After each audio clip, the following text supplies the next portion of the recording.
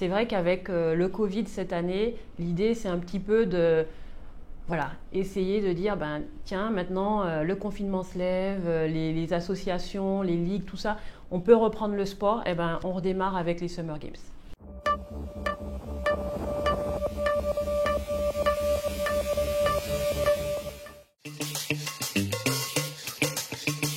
Aujourd'hui, on sait très bien que la population en Martinique est vieillissante.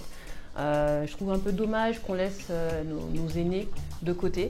Donc c'était pour moi l'occasion de les rassembler, de les faire venir et puis de faire participer nos jeunes aussi. Je pense que c'est important de transmettre. Et les jeunes ont beaucoup de choses à apprendre de nos aînés et nos aînés adorent ce contact avec les jeunes. Alors pourquoi pas faire une action qui rassemble, encore une fois. Il y a toujours des axes sur lesquels je me positionne. Essayer de créer ces passerelles entre le sport local et l'extérieur en faisant venir les ligues du sport français. Et bientôt, j'espère aussi internationaliser tout ça. Il y a des nouveaux sujets qui me parlent.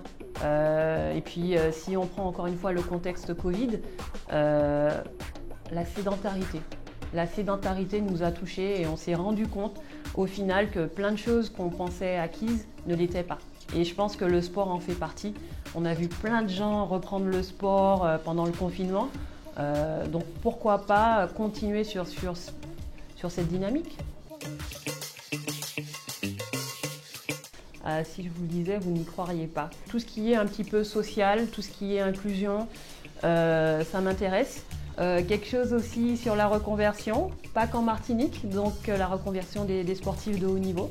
Ça c'est en cours. Au final, j'ai envie de dire que Sport Indie, c'est pas juste de l'événementiel pour faire de l'événementiel, c'est vraiment utiliser la plateforme sportive pour proposer plein de concepts. Et puis encore une fois, cette année Covid nous a montré qu'il fallait s'adapter. Et c'est ce que j'ai fait, je m'adapte.